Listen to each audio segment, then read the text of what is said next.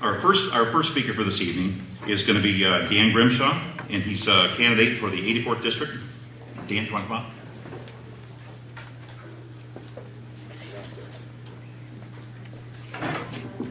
Good evening, everyone. My name is Dan Grimshaw. I'm here to welcome you to Vassar. As a lifelong resident of this town, I grew up here, went to high school here, spent my entire career here, and have a company located in downtown Vassar that is based on research. I do title insurance, and my job is to determine what facts are. I'm here tonight because I want to know what the facts are, not emotion. I want to know the facts so that we make a rational decision of what we need to do. That's what we're here for. I'm not here for politics because we've had enough of that. I'm here because we need to know what's going on and let the decisions be made that are best for all of us. Thank you for coming. I hope that this will be beneficial to all of you, and when you leave here, you'll be able to say you know more after you've been here than when you arrived. Thank you.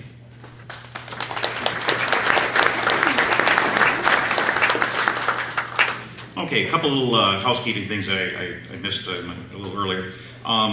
We're going to ask everybody that, again, we're trying to get some information out. If you have a cell phone, we're going to ask that you please turn it either off or turn on vibrate so we don't interrupt any of our speakers.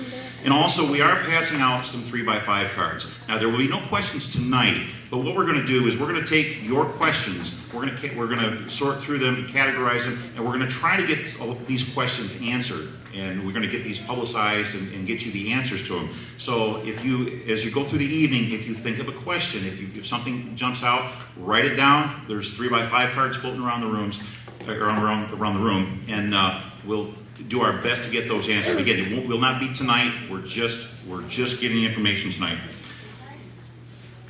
All right, our next speaker is Mr. Tom Wassar. He's going to be speaking to us. He's a candidate for the 84th District.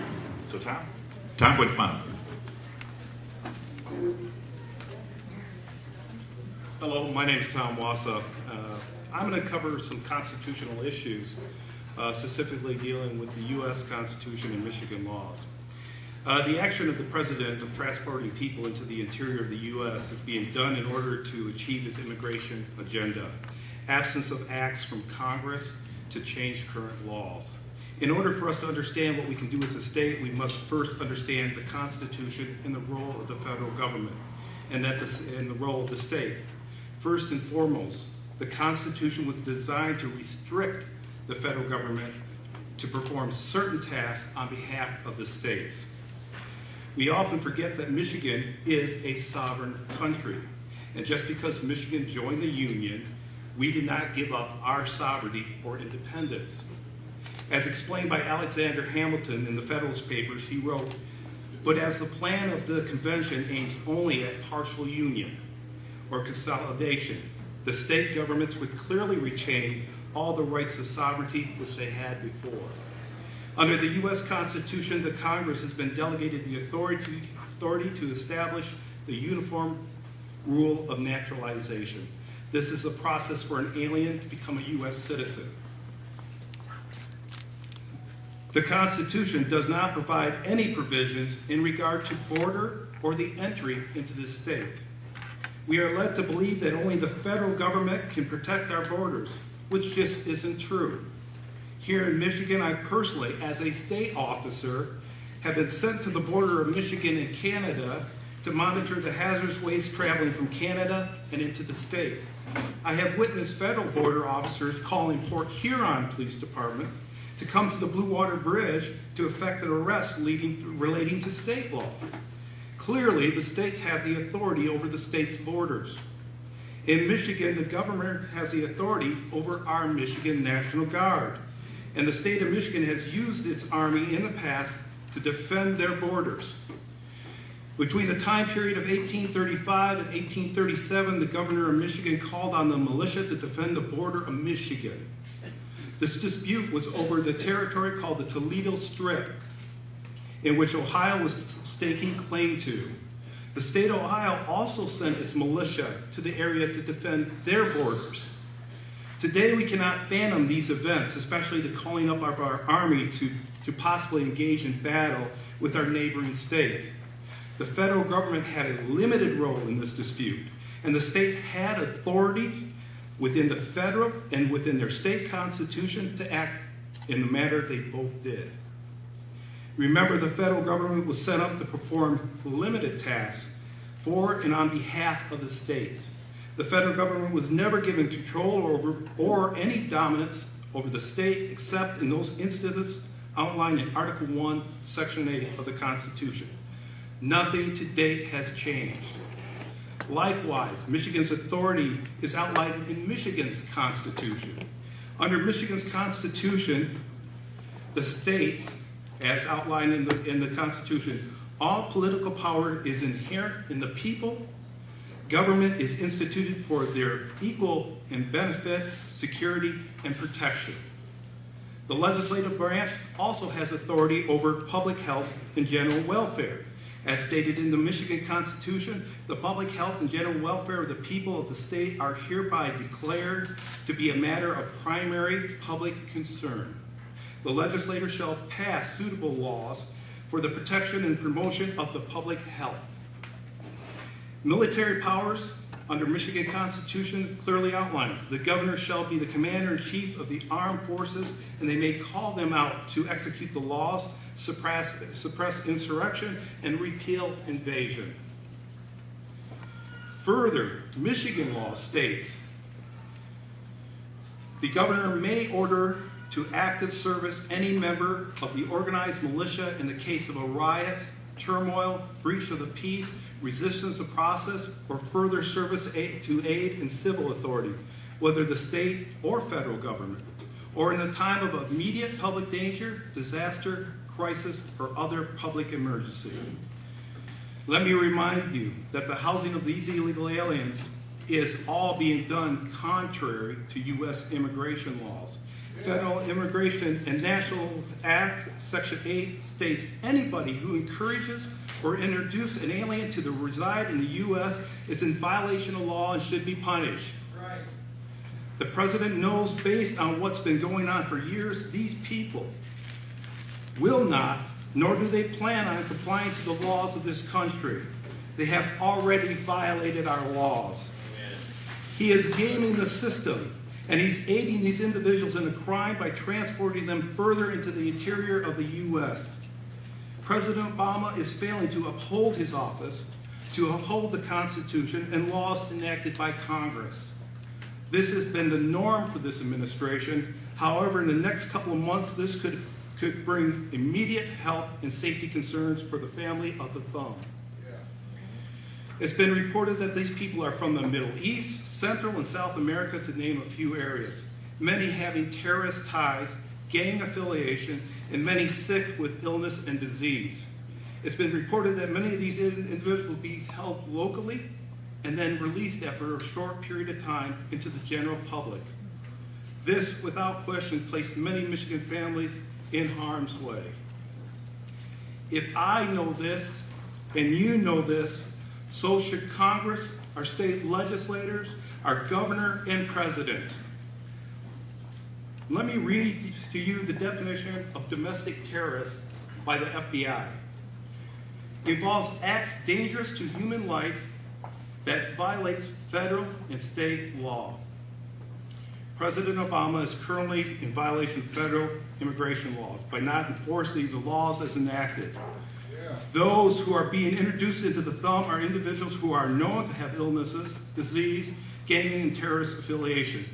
This will create a dangerous condition here in the state of Michigan. The second part of domestic terrorism is to intimidate or coerce civilian population or to influence the policies of government by intimidation or coercion. President Obama is attempting to change immigration laws, and he has made it clear in his own statements that if Congress will not act, he would. Obama is transferring these people not back to their countries where they belong, but into every state of the union to create immediate conditions of fear and intimidation throughout the United States to change the political policies of this government.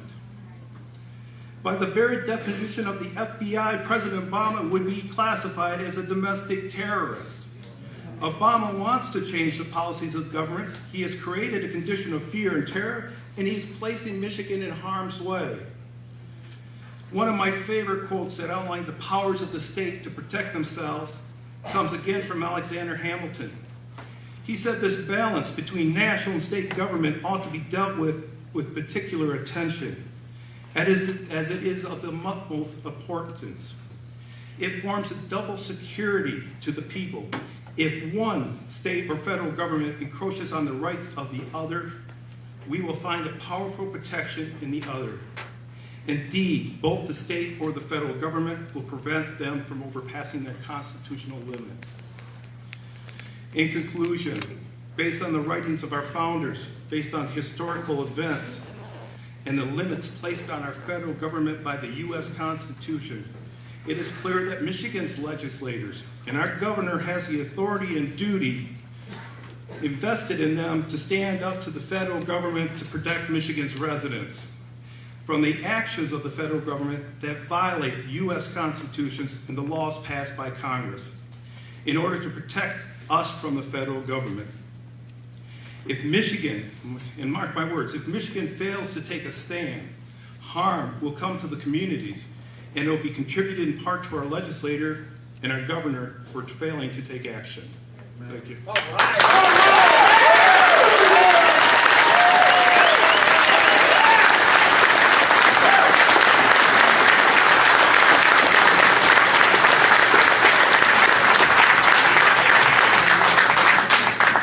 Thank you. Thank you very much, Tom. That's great.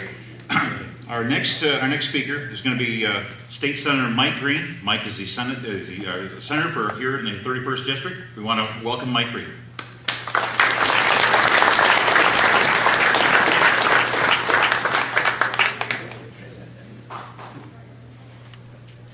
I'm going to open up with a couple of remarks. Hear me out. Don't throw me under the bus until you hear the whole speech, okay? The United States of America was built by immigrants who yearned for freedom and who worked hard to achieve the American dream. There you go. They're built by founders and settlers. Founders and settlers. The American people support legal immigration. You all support legal immigration. It's managed effectively, strengthens our society, preserves the safety of our citizens. The reason so many communities are confronted with the problem we're talking about today is, as Tom just spoke, it's a failure at the federal level to secure our borders. Don't blame it on one party, blame it on all of them. A lack of consistent enforcement of immigration law and mixed messages being sent to foreign nationals regarding our immigration policy. This ain't going to be the first crisis any city's going to see in this country before it's over. We'll continue to face this crisis until action is taken in our nation's capital to secure our borders, restore the law to our immigration system, and hold the source nations accountable. The crisis that we're may face, I'm not sure, it's not the fault of Vassar City. It's not the fault of Wolverine Human Services. And it's not the fault of any of our community residents. Wolverine Human Services was approached to provide services fitting with their overall mission during a national border crisis. And I can't fault them for responding to the request.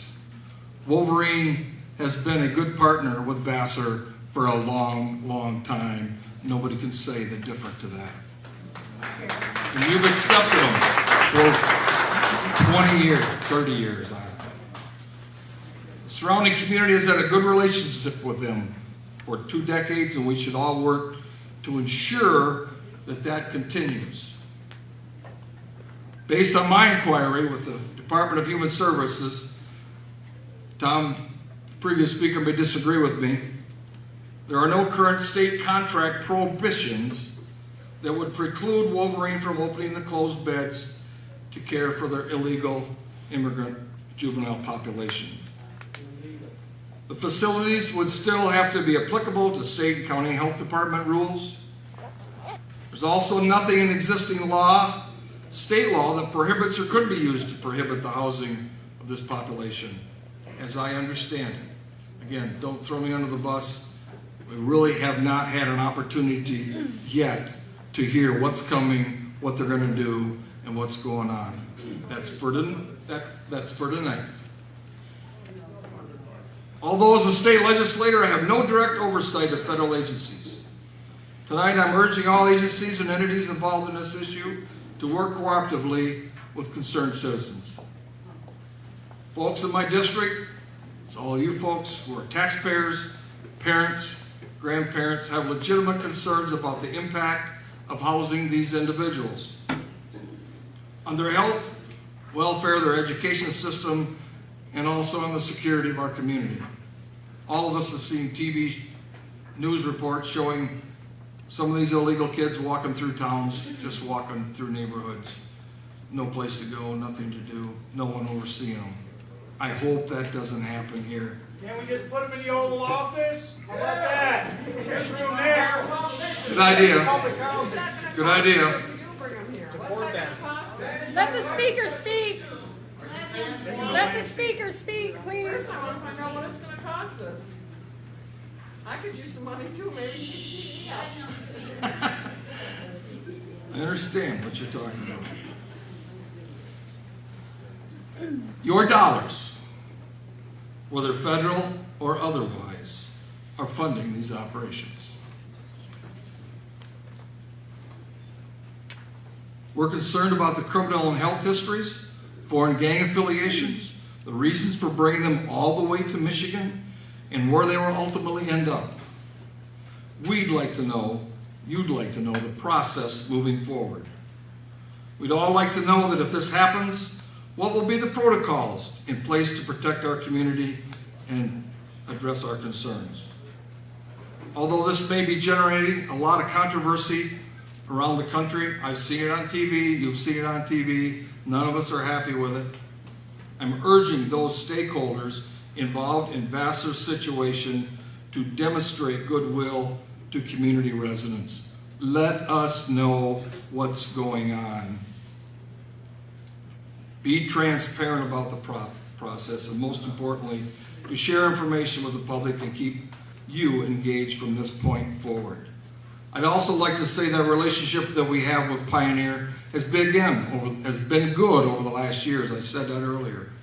But they have to be open to us and let us know what they're doing and share with us and give us options and give us a voice in the decisions that's being made.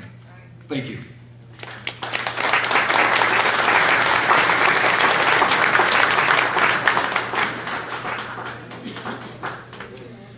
Thank you very much, Senator Green.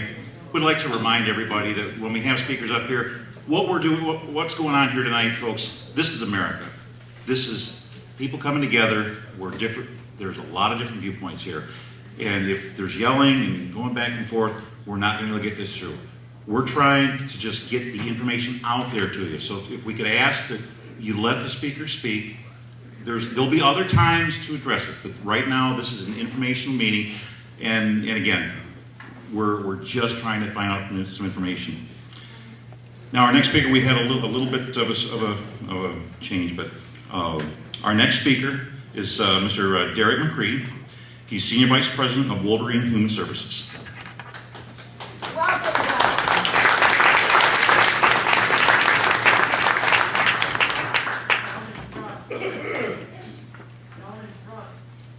Explain why this is not trafficking and children.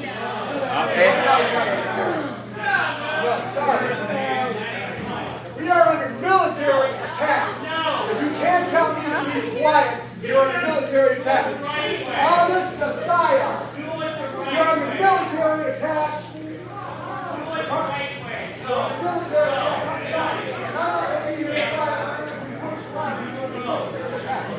He did the same thing the other night. He did it Monday at the protest. He got right in Jess's face. Jess was afraid he was going to hit him. He got to leave. Yeah. He was flailing his arms all the time. And we had the news didn't focus on him when they did our story. You didn't see the paper. Okay, good evening, folks. My name is Derek McCree. I'm the Senior Vice President for Wolverine Human Services. And today I'm going to try to explain how this process begun with Wolverine Human Services and what our plan of action is and the steps we've already taken to be proactive to involve the community, which we started with the leadership in the community, and I will walk through this process. First of all, as Senator Green indicated, Wolverine Human Services has been a part of this community for 22 years. And of those 22 years, we can't say that we've had a perfect track record, but we have had a couple of incidents here and there. And as we've had those incidents, we've stepped up to the plate, taken responsibility, and any damages that were done, we went straight to the community, whoever was impacted, and made sure things were right with them. Because we are in the business of dealing with risky kids, and it's not always going to be easy. We have about 145 to 150 kids on our Vassar campus at this particular point, and those kids come from about 40 different counties across the state of Michigan. A lot of the misconception is that all the kids are from Wayne County or all urban areas. Actually, Wolverine Human Services has serviced all 83 counties within the state of Michigan. So we have a very diverse population, and we work with all kids. Were they sentenced from the court to get there? And so what I'm going to do tonight, and I know there'll probably be some questions blurted out here and there. So the tactic that I tried to take was I've talked to over a dozen media inquiries over the past week, and I've been asked several questions that were raised by concerned citizens. And so what I've tried to do is lay out some of those questions that you may ask me, and then I'll be able to answer those questions as I present them. First and foremost, just want to continue to reiterate, our partnership in the past 22 years, that we are included and involved in things, i.e. the River Fest, the Petunia planting, the Harvest Fest, the Keep Vassar Beautiful project, the Pumpkin Roll, and we often share our facility with the community where the football team has come out and done camps on our properties. We also open our gymnasium to the basketball team and open our facilities to the community to use at no cost because we want to continue to show our support as a partner. So I think that we think that our track record speaks for itself in terms of our commitment to this community to provide excellent services and to be supportive and stand behind you and hopefully have folks stand behind us as well. Okay, so how did we get involved in this process? Wolverine Human Services was contacted by an agency called Heartland Alliance out of Chicago. They sent an email out in early June, approximately June 5th, inquiring if there were Michigan facilities that were able and willing to look into taking in these children, unaccompanied refugee children. We were intrigued a little bit by it, but not quite certain. So we made the phone call to the individuals at Heartland Alliance to inquire, tell us what these kids look like, what is this all about? They then returned the phone call on Monday. I had dialogue with a gentleman named Sid Moan. He's the president of Heartland Alliance. He said, if your agency is interested, we can talk to the federal government and determine whether or not there's a possibility to even move forward. So this was Monday, June 9th, I believe is the date. June 10th, I received a call in the afternoon. Mr. Sid Moan called me back and said, hey, we gotten permission verbally from the government to move forward. Are you still interested? I said, we're interested in learning more. He said, okay, that's good. And so he connected me to his director and executive director of residential services. They came out to our facility on June 11th, which would have been Wednesday. So this is going on very fast. It was an inquiry, then boom, boom, boom, it goes into them coming to look at our facilities. They seen the facilities and said, these facilities look suitable, how soon can you have them up? I said, well, it would take us a little bit of time because our facilities are no longer licensed, and we would need to walk through the process and do a little bit of renovation, and we need to talk to some folks and get some things going, but somewhere around 6 weeks or so, we should be able to have our facility ready. Doesn't mean that we will be ready 100%. We need to look at staff and other things like that. So we walked through the process with them. On June 27th, we're still in negotiations with Heartland. We went to Chicago, me and two of my colleagues went to Chicago to take a look at their facilities. I wanted to look these children in the eye. I wanted to see what kind of services that we would do. I wanted to conceptualize exactly what we would be asked to do. So as we did this visit and we walked through and did these things, we came back and had a meeting and we discussed it and said, we have to have no uncertainties here. Is there any doubt that we can provide services to these children. And the consensus within the room was unanimously, absolutely, we can provide children or services to these children. So, at that point, we decided if we think we can do this, we need to involve the community. We sent out private invitations to approximately 10 to 15 city local leaders from the city council, the mayor, the city manager, the chief of police, the superintendent, and to name others, among others. And we asked them to come out to our facility so we could have an information meeting to discuss this with them. So as we did that, we thought the meeting was fairly productive. Again, we're not trying to hide the football here. We wanted to make sure that we involve people. We weren't prepared to come to this collective group to talk about these things because we wanted to know if we even had support at that level before we took the next steps. So that's how we became involved. That's kind of in a nutshell. I'm certain that there will be additional questions about that, and again, that's for a later time for the sake of brevity. But trying to be informative, I'm trying to walk through these questions. Who are the children, and where do they come from? The children, they're fleeing from harm's way in their country of origins and extreme poverty. These children come from Central America. Let me backtrack for half a second, because there are children that are crossing the border that are not just from Central America. There are from other parts of of the world. And but our restrictive approach was that we can only deal with bilingual Spanish-English type clients, and that we did not want to take kids from China and other areas of the country of the world. So we are within those guidelines, and they've agreed to do that. So anyways, these children are fleeing from harm's way, and the children that we're looking at are from Central America, which is from Guatemala, El Salvador, or Honduras. Those children are the ones that we would primarily be focused on. So I'm not certain of your name, sir, Mr. Waza? Yeah, he educated us with a lot of information about the laws. From my understanding of the law, as I've read it regarding minors, okay, when children from non-bordering countries enter our country, the law as it reads today is that the Border Patrol has to possess custody, detain the individual for at least 72 hours, observe them, make certain they do some screening, and then they have to refer them to the Office of Refugee Resettlement. It's called ORR. That's the law that I understand that they have to do. So that's the process in which, where these children come from. The ages of the children that we can accept are between 12 and 17. We cannot go beyond that age because our state license only permits us to treat children between the ages of 12 and 17. So we will not get children that are over that age or under that age. At this point, we're looking at all males, and that's what the contract will be for. All right, we'll keep on track here. If there is a child with a known criminal history or known dangerous affiliations, they maintain that child in detention, and that child does not come to what we're identifying as shelter services across the United States. Those children would not be allowed to come forward. That's what I was told. Who pays for these services? Well, we all pay for these services by way of federal taxes that we pay. But I just wanted to clarify that the Michigan tax base would not forfeit any monies towards this project or these services. The federal tax base covers all of the funding for this.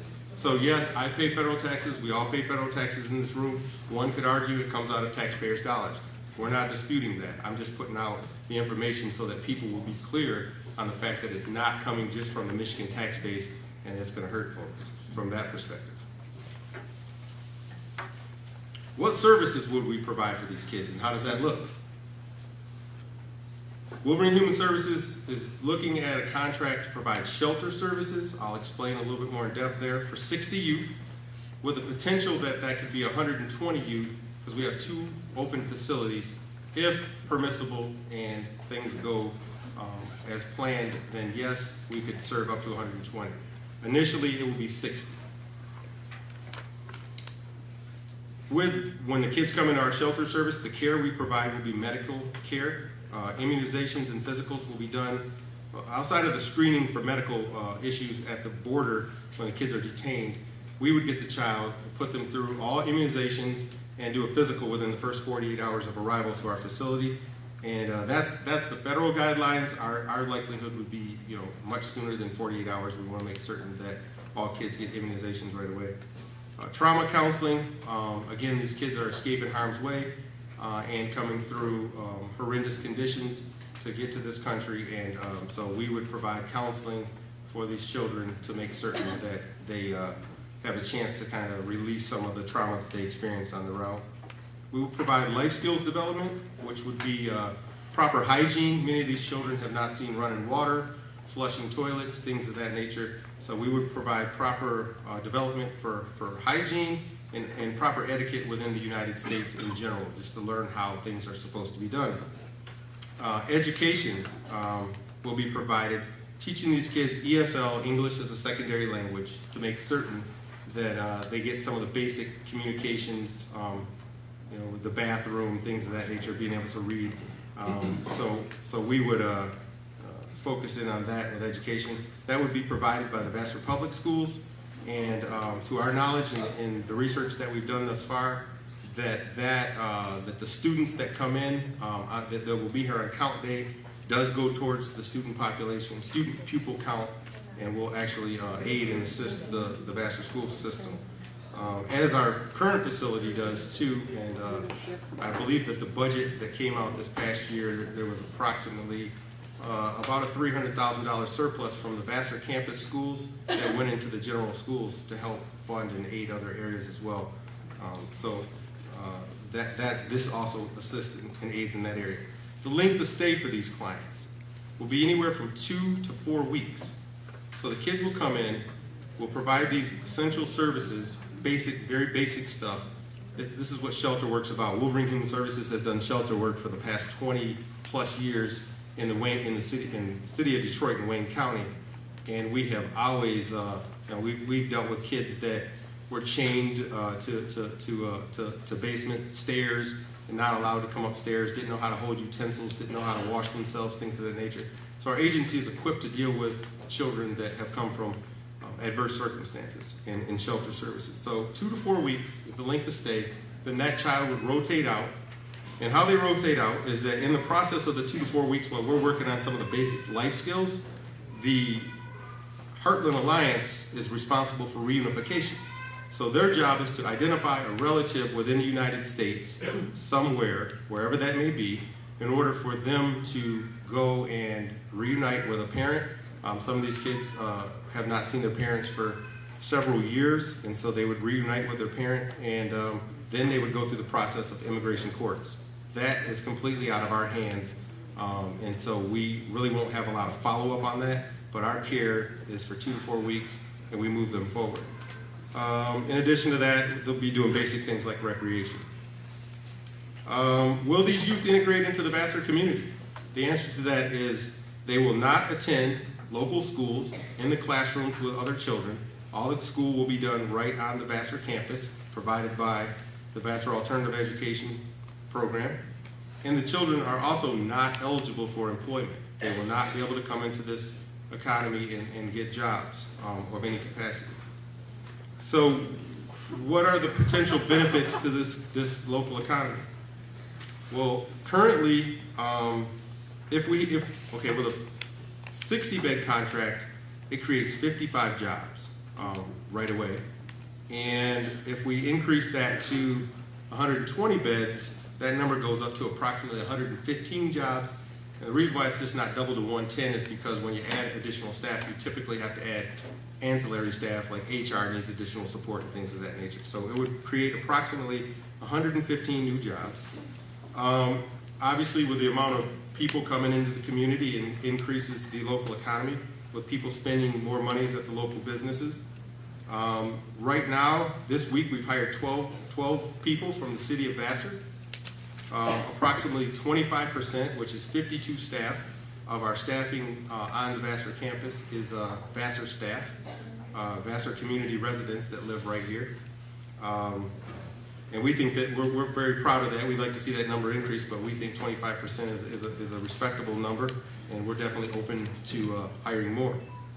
We understand the citizens have concerns and ask many questions, and we ask some of those same exact questions that you guys are asking throughout the day when we started this venture to determine whether or not we could do it.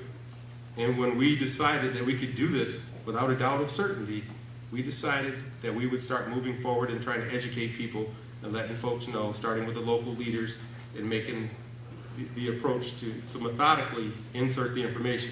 Until today, I wasn't able to release the name Heartland Alliance, the contractor that we're working with, because they were resistant initially because we hadn't gotten that far into the contract piece.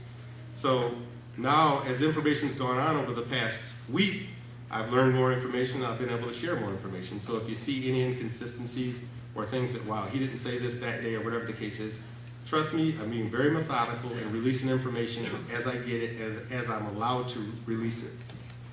And lastly, what benefit does this have to the local economy? I think when I spoke with Marge this week, she came out and she was very inspiring to me because she said that, this forum is to educate people. This forum is to give people the opportunity to hear the whole thing, and then you can make a decision, whether you're for it or against it. It's completely your decision. That's why we love America. We can make our own choices, and we have freedom to those choices and freedom of speech. You can say whatever you want to say about this. But it does give Vassar the opportunity to set the tone for the nation, to say a community and its partner can come together through adverse circumstances and figure out ways to work through things and come to some form of agreement to provide services to children that are in need. Our agency's mission has been helping children become victors. We've prided ourselves over years of working with children and creating programs for children in need. People come to us for solutions across the state to say, hey, we got a kid that has this issue or that issue. What can you do? And then we start marketing that. We start going out and trying to feel out what kind of issues are out there. Do we have similar concerns in other communities?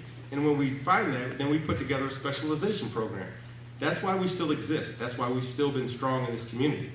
And we will continue to stand behind helping children become victors, and we'll do everything in our power to help any child in need at any given time. I understand that's very controversial, and a lot of people may not completely agree with that, but for myself and for the agency that has worked on this mission for so many years, and I've been coming to Vassar personally for 21 years, up and down 46, and we used to live in Flint, came all over the place to get here in this community. And I'm proud to be a part of this community. And every time you guys have an event, whatever, we hesitate not to support you, to provide services, whatever we can do. And we'll continue to do that because we're committed to being partners with you. And we will educate you and inform you with every step of the way that as we move forward in this project, so that you're advised and informed. I know you're not going to agree with everything, but we can't make everyone happy. But if we do get permissions to move forward with this project, then our intentions are to do so, but not without making certain that we have support from the vast majority of folks and as well as the local leadership. Thank you very much.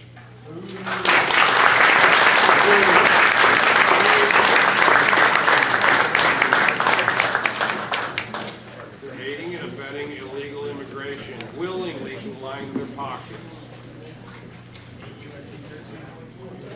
All right, our next speaker is going to be Mr. Dan Surgeon, and he's a Vassar City Council member.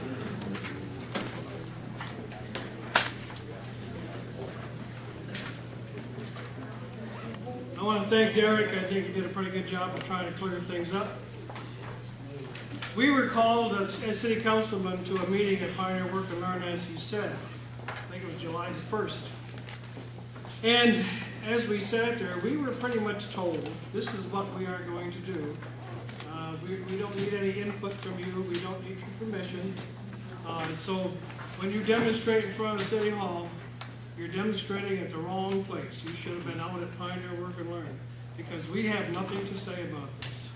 They are an independent corporation funded by the state, funded by the federal government, and they told us this is what we're going to do. Now, what Derek said was pretty much exactly the same thing that he told us at that meeting out there. That they were going to have males 14 to 17.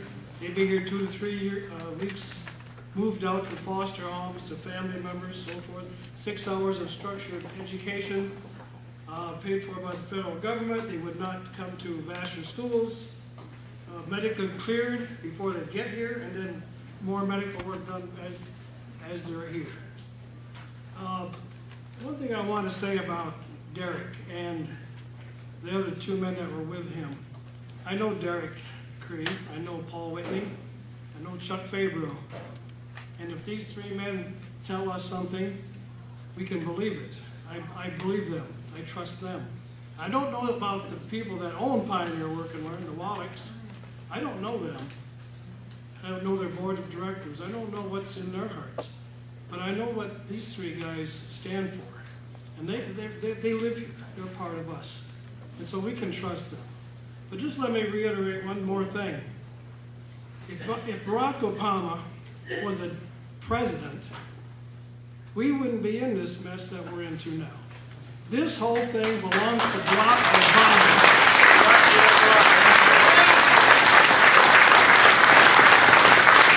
And I'm so sick of listening to his lying mouth on television every other day. And so let's put the blame where it belongs, right over there in Washington, D.C. Thank you very much.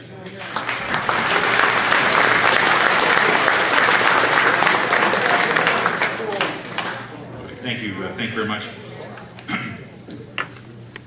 Next speaker is Tamara. Is she in? Tamara Murray? There you go.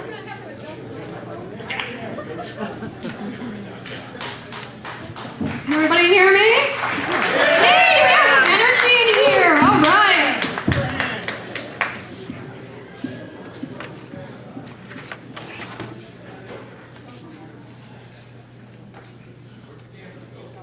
Well, as you probably know, I'm here to talk against this. And I can contradict almost everything that Mr. McCree stated. So I'm here to tell you what those immigrants are entitled to, what they're not. Okay, I'm going to give you some facts tonight, where the funding is coming from. I know it sounds really nice what everybody said, but since when have we been able to trust the federal government? Right? It's the federal government's responsibility to protect our borders, not to dump all these kids in the city's lap. The children that are involved here are only pawns. They're a game to control our nation. It's an invasion, nothing less than an invasion. Salvadoran government and Honduras government have placed ads in their local papers telling their young people, go to America. They're going to take care of you, and they're not going to deport you. This is an orchestrated effort between all the South American countries.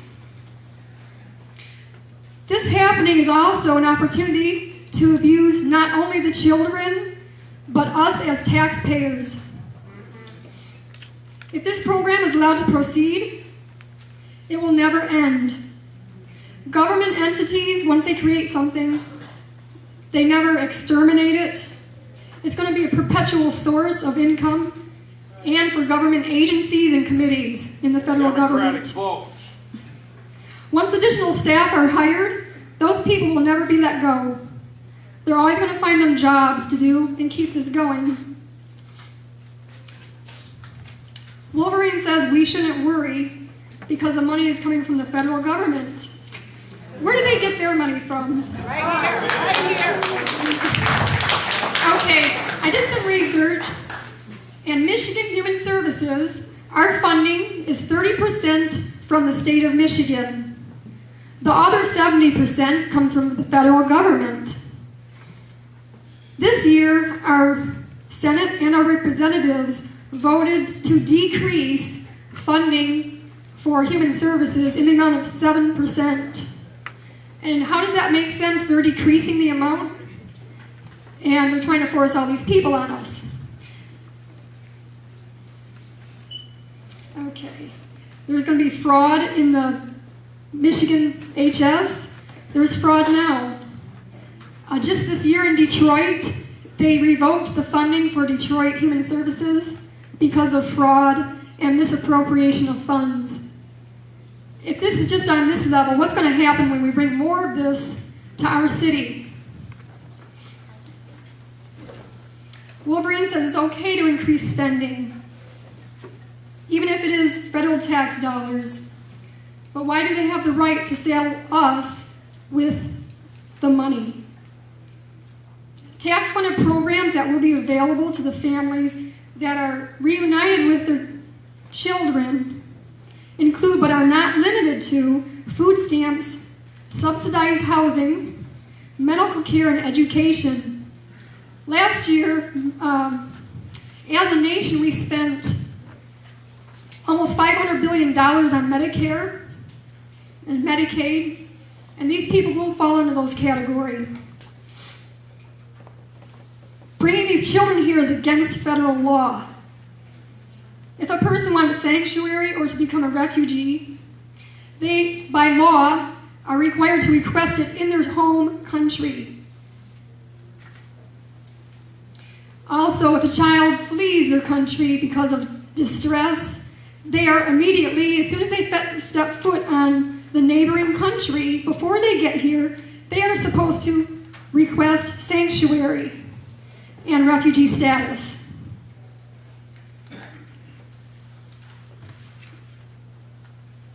Legally, these children cannot be granted refugee status.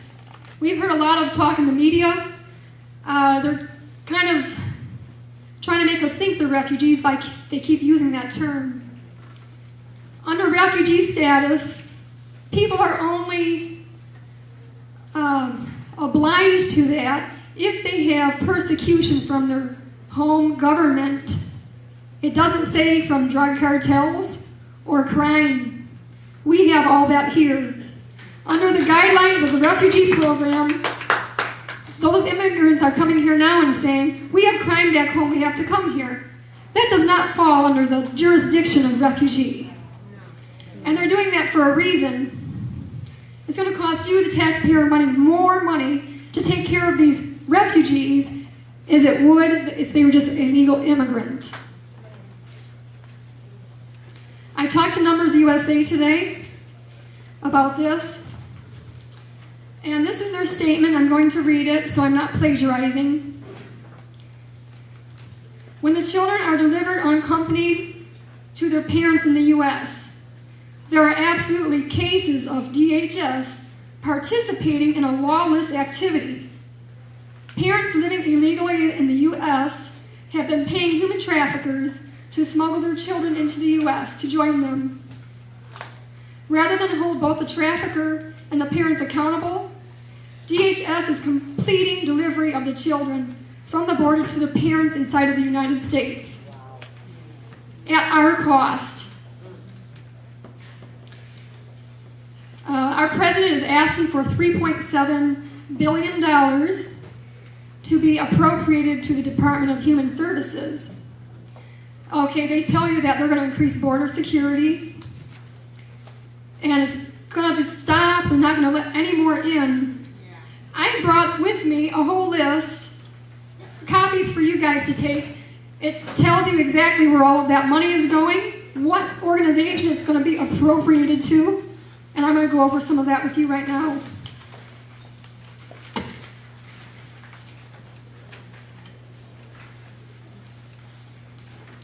Oh, and under Medicaid also, I forgot to mention, when it goes back to the federal government, that's funded by the U.S. Treasury, by 2 grants, and that money is not to be used for anything else.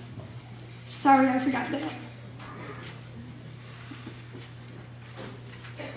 The breakdown of the $3.7 billion requested by Obama for DHS additional funding. Then there is an administrator's request for more money for the Department of Homeland Security, which handles border enforcement. Rather than deport the new illegal immigrants, DHS will get $1.5 billion. Of that money, $433 million of it will go to Border Patrol to help the children with their care, with their lodging, for their food. If they need their diapers changed, this is increased funding for that. $329 million will be used for operational costs, including the care of minors, transportation of minors, and family groups. Now this falls under, if they were classified as a refugee, they're entitled to free transportation around the world via your tax dollars to find their parents and bring them back here and live. $35 million will go to build new detention facilities in Nogales and McAllen, Texas. $29 million for 180 new border security task force, which is good. But compared to the larger amounts going for other things, of the $1.1 billion going to ICE, $995 million will go for operational costs to include care, feeding, and transportation costs of unaccompanied family groups. Of the $995 million, $779 million will go for over 6,000 family unit beds inside these centers. $109 will go to support increased efforts to detect and disrupt efforts to smuggle children into the country. $23 million for enforcement and removal operations. Now, when they tell you that this is a temporary situation, let's think about this logically. Why would they bring these to all these communities 1,000 miles from where they are? Educate them, give them housing, food, and like Mr. McCree said, life skills. Why would they do that, reunite them with the families, and then send them back to Mexico? Does that make sense? No. They're not telling us the whole truth. And I doubt if Mr. McCree knows the whole truth. If he talked only to the federal government, of course, they're going to make it sound as good as it can be so that they will take these children in. And City Council says they have nothing that they can do. Our governor said the same thing. This week in Texas, the City Council in League City, Texas, passed a resolution to ban illegal immigrants from their city. Now, no one can violate that. They're not allowed to bring any illegal minors in there.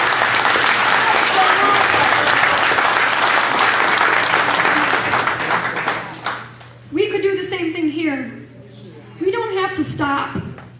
Even if Wolverine decides to do this, we could stop it 2 months down the road. We have to be persistent, and that's why we had to jump on this the way we did. Another reason for this event is not just information for us. We hope that across the country, people are going to see what we're doing and do the same thing. It's time to put the responsibility back into the lap of the administration, not into our laps or our pockets.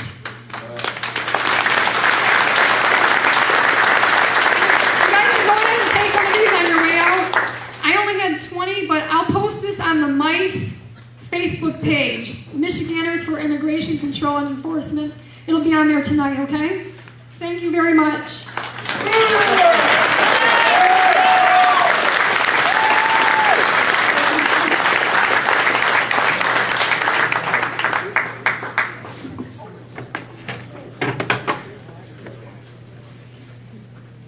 Hi, Lou. Will you come up and have the gentleman introduce you, please? Raise the mic back just a little bit here. Hello, everybody. I just want to tell you how proud I am to be a citizen of the Vassar area, to see a crowd like this of concerned citizens coming out to voice their opinions. Thank you for being involved. This is what our government should look like. People in control. So thank you all for showing up. Now, I want to tell you a few things. First of all, I live in Tuscola Township, been there for 11 years. I have a small business that I run out of my house. I'm very concerned about our community, as you all are, or you would not be here. I'm not here because I am some redneck rube from a small town in the Michigan Thumb. I'm not here because I'm a racist. I'm not here because I'm an old white guy.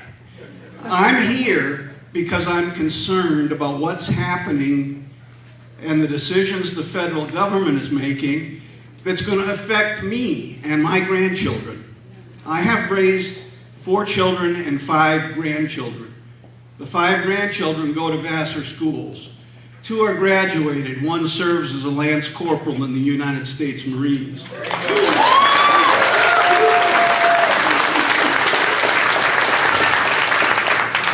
I'm concerned for them and their future, not only in our country, but in our community. That's why I'm here.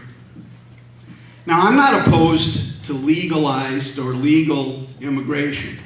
We have a system in this country, and we have a set of laws that are intended to be followed. Yet we have an administration that refuses to follow those laws. What would happen to any one of us if we refused to follow the law of the land? Do you think we'd just be talking to somebody about it? I don't think so. I think action would be taken. What I'm opposed to is I'm opposed to illegal immigrants storming our borders, demanding to be moved to the front of the line. That's what I'm opposed to.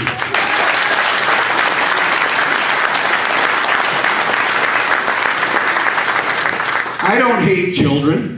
I have a total of 8 grandchildren, 5 of whom lived with me. I love children. I do not lack compassion. I have compassion for my fellow man. But that compassion needs to start at home with our people here. We have people right here in Vassar, in the state of Michigan, throughout our country who need help and need assistance, and we can't find money to help them, but we're going to spend $3.7 billion on people who came to this country illegally? Is that America? No. No, it's not. So we need to do something about it. I don't hate Wolverine. They do a great service for our community. They employ people. They help kids in need, our kids from our country right now. I don't mind that my tax dollars support that. How many more of our own kids could we help there with those tax dollars that seem to be only allocatable if we use them on illegal aliens? What's that about? We have veterans, we have families right here in our community who need help. We don't have the money to help them, but yet we have money to ship people 3,000 miles from the border and house them here and take care of their needs. We've got that money, but we can't help our own. How about the veterans? And the veterans, absolutely correct. Absolutely right.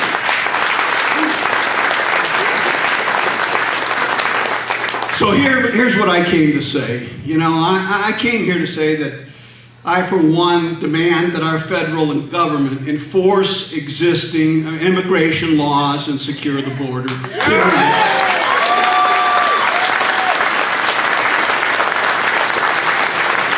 I came here to learn the truth about how this situation is going to affect the citizens of Vassar and my grandchildren. Truth is something that seems to be very difficult to find nowadays from our government. Very difficult, if not completely non-existent. Let me give you an example of that. We have a 5th District Congressman, Dan Kildee, who just yesterday came out in the press and said there was no intention of sending any of these children to this area. How can he be that misinformed, or is he intentionally lying? One or the other. My point exactly. How can you trust a government that is constantly giving you information that is incorrect? So, the ongoing actions of our federal government bribing our state and local governments with our own tax money has to be resisted by concerned citizens like yourselves. And I thank you all for being here and supporting this cause. Thank you.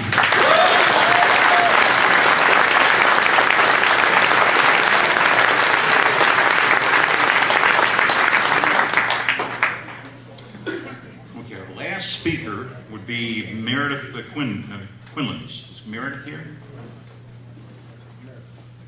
Okay, I'm assuming not. Well, folks, look around. This is America. I don't live in Vassar, but Vassar is any town USA. This could be my town of Lapeer. This could be Kalamazoo. This could be Marquette. What has gone on? People in this room have all kinds of different opinions, and nobody has been informed. The government, federal, state, at every turn, you're not being informed. No matter what your viewpoint is, you have a right to know what's going on. Now, as Lou discussed, just yesterday on Congressman Kilday's website, they put a statement out that totally contradicts what we heard here tonight. I myself contacted the governor's office yesterday. This has been very troubling to me to see this going on. I've got a lot of friends in the area, in the community, and it just was very upsetting. It was even more upsetting when after I talked to the governor's constituency office, and they told me that this is a deal between Wolverine and the federal government. This is not a state issue. This is not a state of Michigan issue. So this is what the governor's office told me. Now, some of you may have better luck. You were given a contact information sheet tonight. I implore you, call, burn up the phones, contact these individuals, and demand some information. Whatever your point of view, whether you're for this or against this, you, as American citizens, as Michigan citizens, as Vassar citizens, have a right to know what's going on. Don't be taken for granted, and don't be taken advantage of. There's legitimate questions. How is this going to affect our schools? How is this going to affect our economy? How is this going to affect, what are their medical issues? People have questions. You good folks have questions. Demand that they get answered, because once it happens here, you can rest assured it will continue in other areas. Vassar is any town USA. I can't thank you on behalf of the concerned the citizens folks for coming out, taking time to be a part of this, for being respectful. We do have one more speaker. Yeah. And that is, she's here. His name is Chad Favreau. Chad Favreau. And some of you may know him. He has volunteered to speak. He's a great guy. Come on up and give him a hand.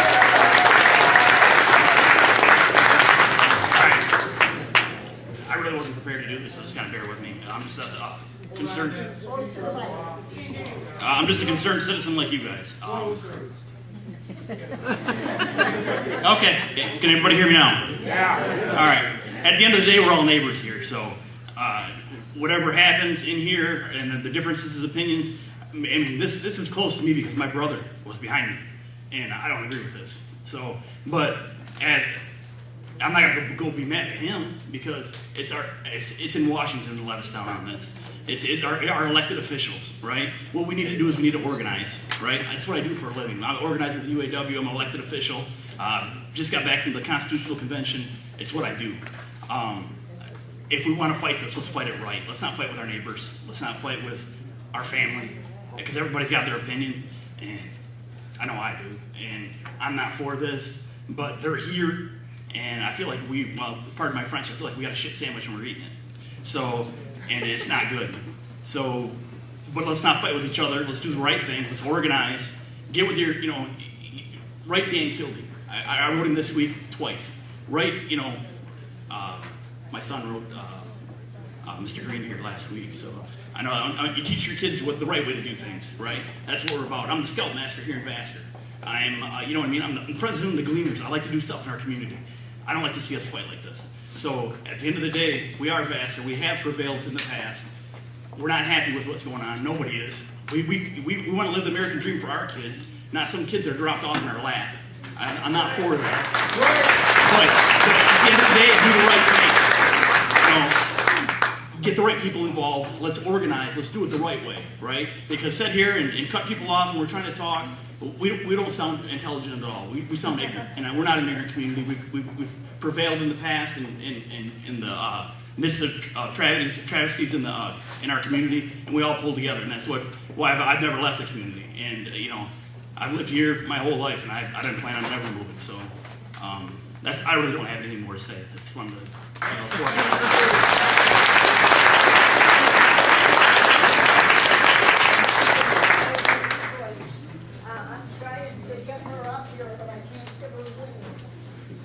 One more time, we should have one more speaker, and we're hoping that she was running late. We were hoping that she could make it.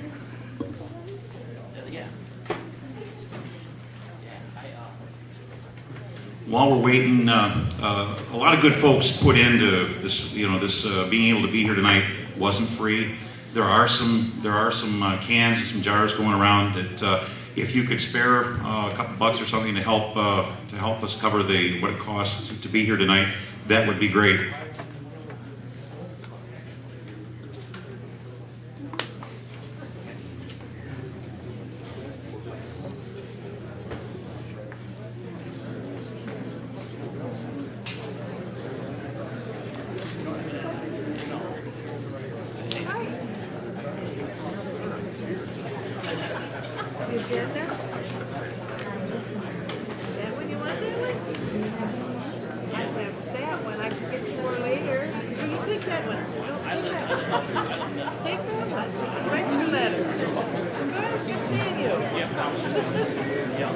Well, folks, in conclusion, I don't think it's going to be here. In conclusion, thank you for coming out. Thank you for caring enough about your community to get involved. Would like to mention Marge Phillips. I'm sure you guys, a lot of folks know her. She's got a heart of gold. She's worked really hard to be able to put this through. So when you see her, you can just thank her, let her know how much it's meant. And again, thanks to everybody for coming out, and travel safely home.